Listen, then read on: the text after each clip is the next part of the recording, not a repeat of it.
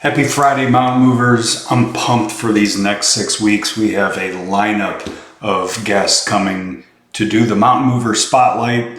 I've had some sneak previews on the messages that are going to be delivered, and they're raw, they're authentic, and they're going to be impactful. So can't wait to show off some more of my friends over this next month and a half and just see the impact that they make. Hard to really boil down this week's daily motivations with how many back and forths I had on the different topics. And the first one was about finding rhythm versus finding balance.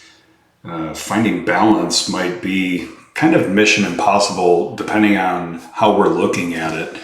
And I know I've talked to a ton of leaders that when they're in the recruiting process and the interviewing process and the candidate is talking about work-life balance, what they're really hearing is that person wants to work less. And even though that hiring manager, they want to provide a culture where that person gets in and out of work, when that's the biggest thing that person's striving for, it starts to make you wonder a little bit what they're truly seeking. And so what are you seeking when you talk about work-life balance? Is it more of a rhythm? Because for me, my routines breed rhythm, and my rhythm breeds calm to the chaos of each day and each week. I gotta have my routine. And when I get knocked out of my routine, it really throws off my rhythm. And so what can a rhythm look like?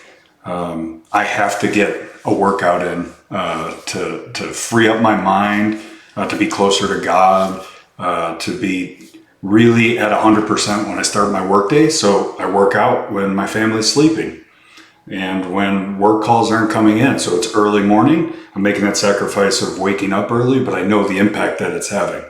So rather than saying I don't have any time for a workout, I make time. I find it. And then the other thing with my rhythms is just being ahead of my schedule and my calendar so I know what's coming, and working, and this is a work in progress, but working to be really present wherever I'm at. So if I'm tipping the scales of working more than usual, just communicating that with my family, and vice versa. I've had a lot of personal things come up lately where I have had to address those, and just being present and being all in, whether it's work, family, personal items, just being present. So my challenge to you would be find your rhythm. And I had another item shared with me about the last 10% is how we were remembered on projects.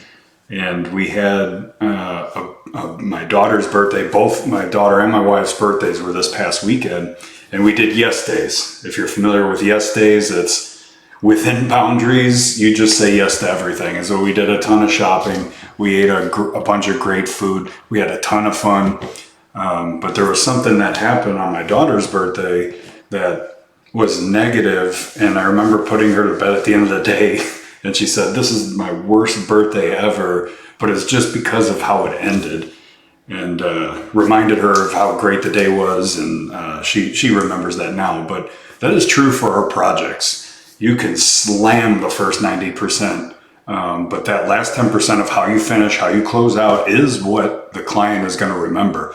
So have a plan to finish. Kick off a finish meeting. Rally the team together. Make sure there's a game plan to finish strong so you're remembered in a positive light. Then the last one really hits home for me when I read about the quote, and it basically was about misplaced ceilings over our heads. I can certainly relate to that because it's all I knew. The ceiling over my head was pretty small, but to me it was everything. And in order to shatter that ceiling, I needed people around me that could see beyond what I can see, have lived maybe a little bit more life than I have been exposed to more things to really show what's capable. And my encouragement for you is have people around you that can really speak life into you. Address the ceilings you might be self-imposing on your life, and figure out how that could be raised, how that could be removed, because you are capable of so much more than you understand.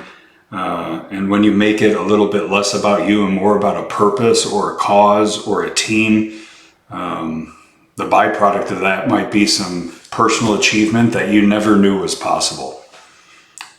Finish strong and look forward to showing off some of my friends over this next month and a half.